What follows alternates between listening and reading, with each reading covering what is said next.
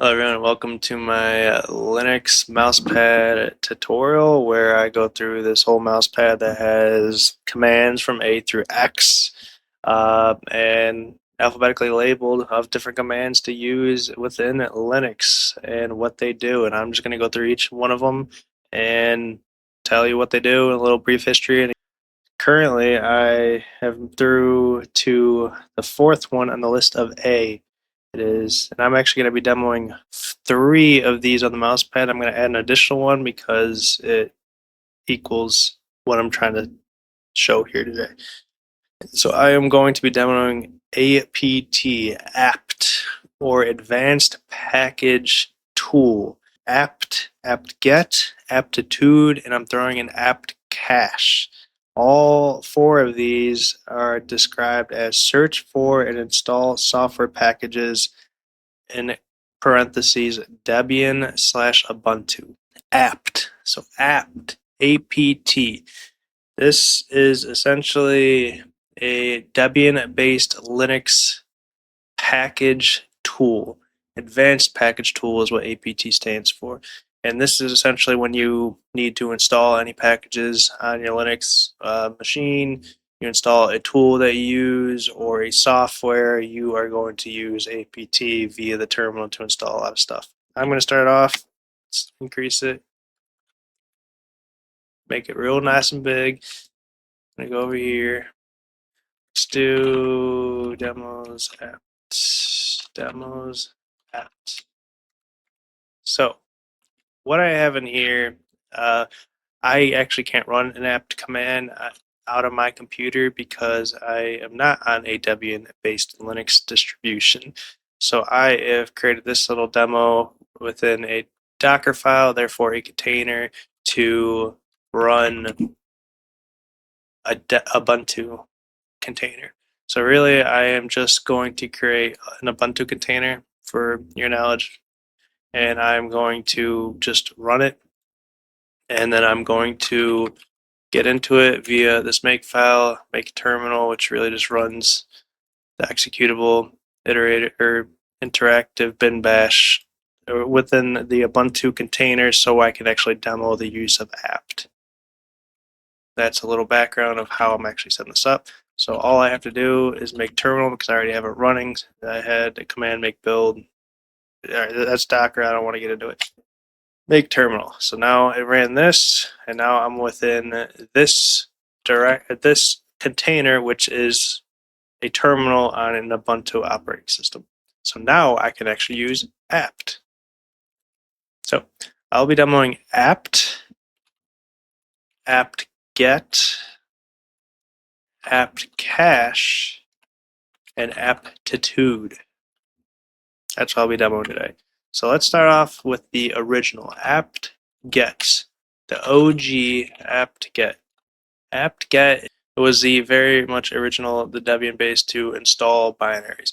So if you're not familiar with how packages really work, you essentially, when you install something, it's all a binary. It's brought down to ones and zeros in a binary file, which is very low level. It can be fed directly into your computer, and it can run. It reads it really quick, and it's a utility that has instructions on how to run it. So when you use apt, you actually reach out to some server out there and you retrieve a binary and you install it on your machine, and then you have references to it so you can run it quickly. I am going to be demoing Nginx. Nginx is a common library that you use if you don't really need to know what it is. I'm just going to be installing and removing it, but Nginx is a very common web server that you can run, and it's going to be an easy package that I can install and show you how to install it and whatnot. So I'm going to be starting off with apt-get. Apt-get is the original way to install. You can use apt-get help, and you'll see a bunch of things come up, like always, apt-get update, upgrade, install. So apt-get really is used for update. This is how you update your operating system. If you're on Windows and you get those pop-ups that are very annoying and you have to update your system, and it goes into the blue screen and it says it's at 10%, it's at 80%, it's at 100%, and then it reboots. That is similar to what this is. But that's one beauty about Linux, is that it can update itself while you're actually using it, and you never actually have to restart the computer at all, which is just brilliant and design, and why I love Linux so much is that I don't have to force update everything that I ever want. So apt-get update, if you run it, you can see I've actually just updated it, but it will show you what it grabbed. Security.ubuntu.com, obviously I am on an Ubuntu container, therefore it is reaching out to the ubuntu.com domain to get all of the packages related to Ubuntu. And they have it stored in the subdomain of archive and security to just organize their packages and bring them in. So apt-get, the most common use case is apt-update, apt-get install. Right, so we're going to do nginx. So say we want to install apt-get install nginx. Nginx is a package that is out there. So I could just do apt-get install nginx. It will reach out to the necessary things and it will install. So now it is installed. So now I could do nginx help, and you can see that it is now installed when previously it wasn't working. So you want to uninstall nginx, you can or not uninstall nginx, you do apt-get remove nginx, and then it removes it. Crazy, fancy. So it really is just a fancy tool to install and put it in the correct spot on your operating systems, and then adds the link so that you can actually use it. You see how, like previously in the last one, when we were doing aliases, we had sourced the stuff when you change it. That's one thing that apt does, is once it installs something, it resources it so it can be referenced right away. It's a nice advanced package tool, hence the name. So apt-get. But you have to understand where the stuff comes from, right? Nginx, where does that come from? That's not all just referenced out there. What server did it go to? If you really want to go get into the weeds, you can actually see where apt-get runs by actually looking at cat etc apt sources list. It actually changed. So I think that was for Debian. I'm on Linux, or I'm on Debian or Ubuntu. So here we do this. All right, so apt here, cat etc apt source list d Ubuntu sources. This is actually where, when you run apt-get, it goes and looks here to see where it's actually going to go. So this, it looks at the archive, ubuntu.com. Right. So I demoed install, I demoed remove. There's one other thing that, as well as upgrade, apt-get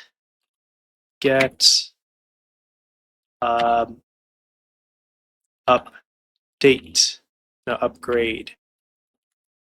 If you do apt-get upgrade, it actually gets and refreshes all of the binaries you have. Because I'll show that to you within apt-cache next, but apt-get upgrade refreshes all of the versions. So every time you do like apt install, or it already knows what you're trying to install because there's references to it locally, and it knows exactly what to do. But if you want to get a higher version, you have to upgrade that reference sheet of what you actually want to install. So you do apt upgrade, and then it upgrades all of the packages. You can see here it went from, here's one example, 2024 113 2064 plus Ubuntu 2.1. All right, 2.1. Yeah, this is what it is. So version 2.1, it was version 2. Version 2, now it's 2.1. So it upgraded all of the references for us. Instead of referencing the 2, now it's going to be referencing the 2.1 for all of these various packages. These libs, pearls, gzip, all of these different packages, but only grabs the ones that actually can be upgraded with that. So that only upgrades the references. So apt-cache. Apt-cache is very similar to apt-get actually reaches out and grabs the binaries and brings them in, installs them, and makes them accessible to be used within the terminal. apt-cache only searches internally, locally. So apt search nginx, this will show you all libraries within your local cache with all of the dependencies you have here or and where they are. So anything with really nginx name in them. All of these have an nginx name in them. There's nginx lite, full, all of these. So, and now apt-cache show nginx. apt-cache show nginx displays the versions of dependencies and the descriptions. So here you can actually see the SHAs.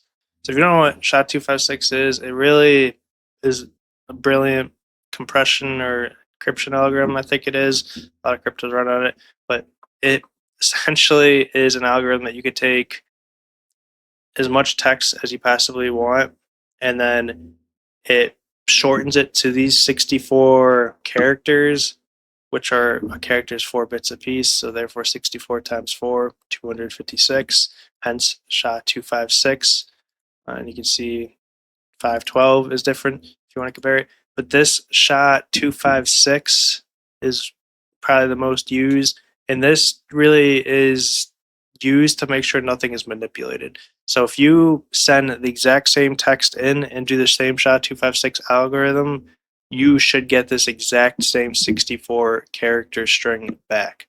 If you don't, it has been tampered with and you don't trust it. Hence why it's used within a lot of this. You want to, they will publicly post their SHA-256 of the binary in the library and then tell you this is what you should get when you bring it in. So you don't have and really trust this until you verify that it's the same SHA-256 as the one that you gave. But apt-cache show nginx, this shows the versions, shows the dependencies of what it's dependent on, shows where to put bugs if you run into it, the maintainers of it, where it originated from. This is really everything you need to know about said package that you have installed locally. So another one, apt-cache, excuse me, policy nginx. So this shows all installed versus available versions. So this is a version table. There, you can actually go to this link if you wish and look at the different versions. So we have installed none. So we actually removed it. Therefore, we have none installed. I'll show that. I'm going to reinstall it in different ways with the different tools later. But right now we have no installed, but we show we have all of these available, which versions we have available from which table. Another really cool one, I think, which I didn't know this existed, but I could see why it was very useful back in the day, is apt-cache depends. So say, let's do nginx. It's probably going to be too big. Let's do nginx, or not nginx, apt-cache depends curl. So apt-cache depends curl will show you everything that curl depends on. So if you know how packages work, you install something, it generally has a lot of other packages that it's referencing to create that one package itself. It's packages within packages. That's generally how everything works on computers. So we're just built off of the backs of a lot of open source and maintained packages. Curl has a lot of packages that it depends on. These three, essentially. libcurl, L4, zlib1g. I don't know what those are, but I do know what curl is. But curl has to use these packages. And the reverse order, if you add an R in front of depends, you reverse the depends. Therefore, it is apt-cache r depends curl means everything that is dependent on curl. And you probably have more stuff here. Exact. There's a lot of other packages that are dependent on curl. So you can kind of see where we're going here, where we have packages that are dependent on other packages, and you can see the different versions. You can grab the different versions from different sites from your preferences.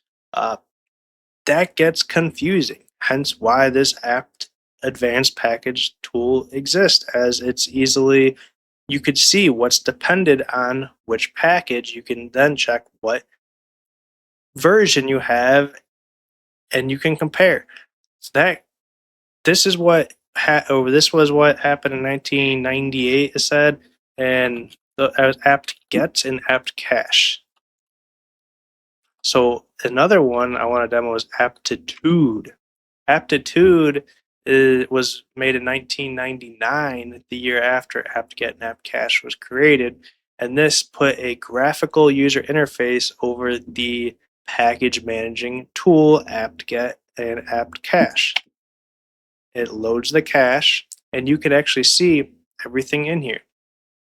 So say you want to install something, you can actually go back. It's an interesting way to navigate this. A lot of arrow keys to go back and forth. It's interesting. So aptitude, it's still installed. It still works. You can manage your packages this way.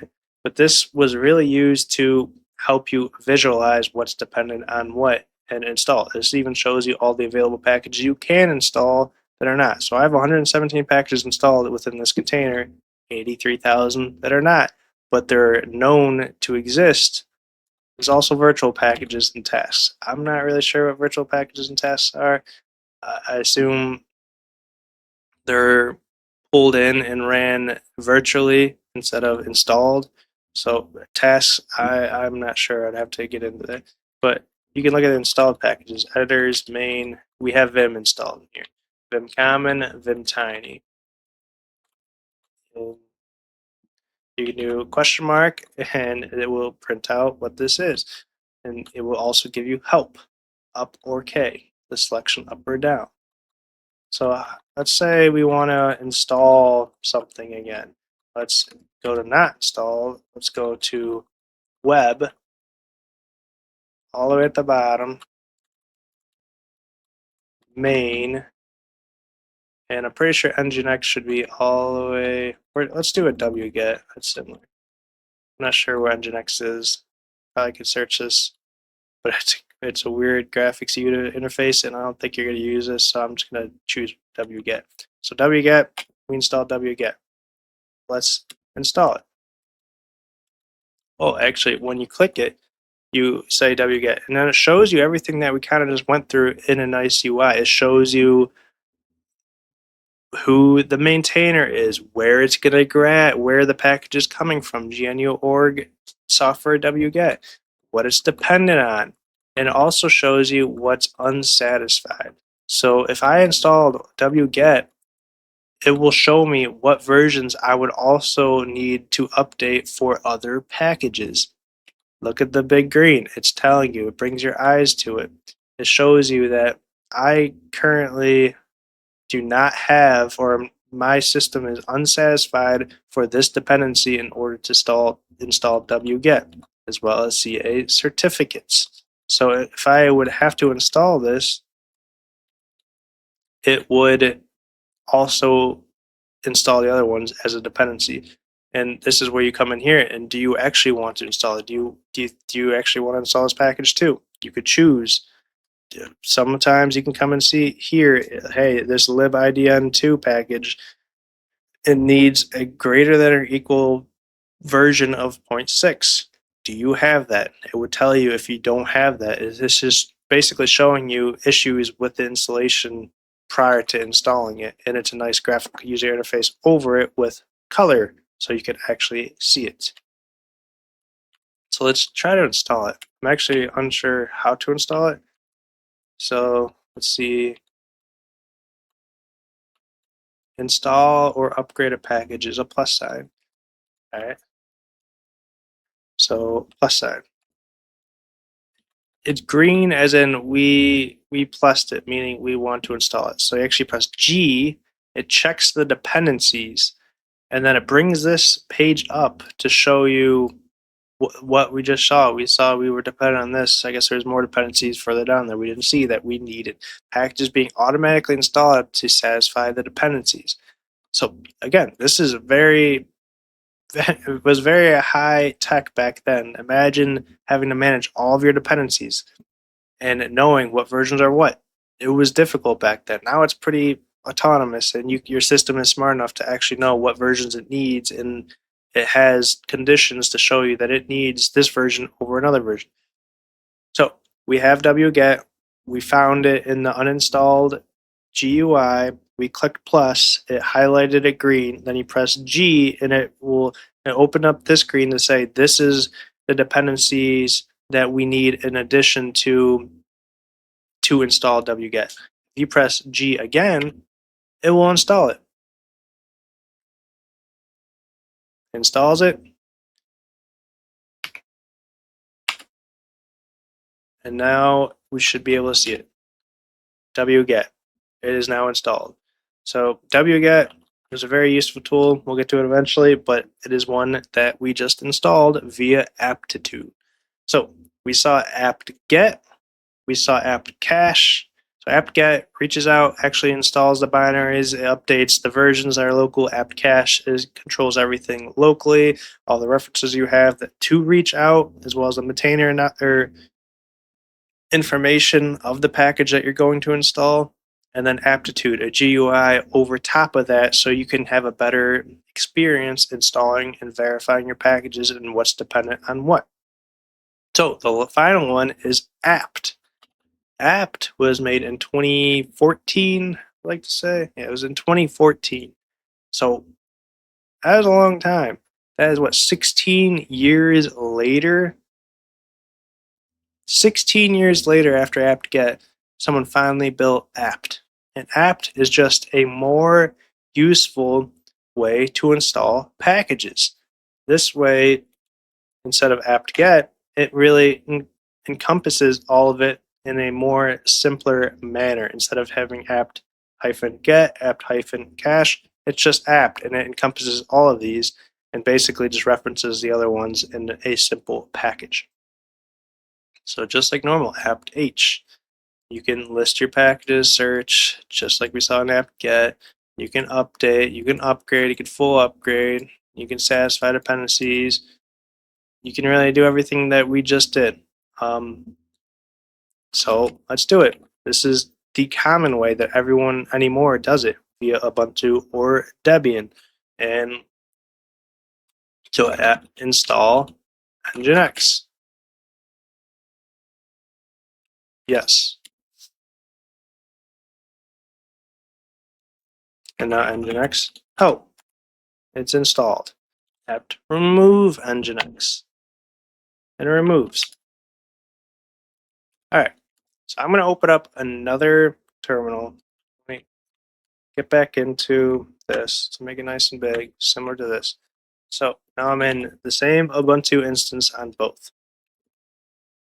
I want to show you the difference between apt-get, install, Nginx is really that. So let me just apt-get remove Nginx, and then apt install Nginx. All right, I actually had my cache lock there because I was running it elsewhere, but here, apt-get install Nginx is a more verbose information of what is being installed. You can see kind of the difference here. You have apt install or apt-get install Nginx, and here is really where it started. Reading package list here. So we have all of this compared to all of this. Apt-get is more legible for everyday people. Apt-get install has been around obviously for almost 30 years, and it has been hardened and maintained and is very useful for programmatically or automatically running scripts. So generally apt-get is still used today when Docker containers, or when you're automatically installing packages when you're setting stuff up, because it's verbose and you can see it within the logs of what actually happened, and if an error happens it will tell you where it failed. Where apt is more of a user base, that's where we come into play. You actually go in there and you physically type apt and install. It gives you out a more legible, less verbose, but informative enough for you to understand what's going on output. So the last thing I would do is really show my Docker container again, because obviously this is an Ubuntu one, so you can see that within this container, in the rules to actually build the container, I have run apt-get update, apt-get install these packages, and then remove this stuff. So within my container, when it started up, let's do a make clean and then make build. So here, if you're not familiar with containers, it doesn't matter. It's basically running. Yeah, it is. You could see what it ran. You could see it ran apt-get update, apt-get update. This was the other one, worked. So within my container, I used apt-get, where within this, I'd use apt. I hope this was useful.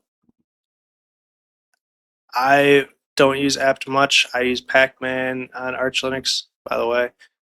But this is cool. I think it was pretty fun to go through apt. I liked aptitude, and I find it humbling to see how far we've come in the programming world within the past 30 years. I'm 30.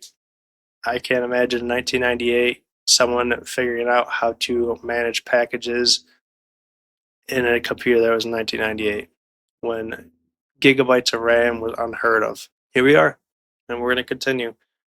So if you like the video, keep doing what you're doing, and bye.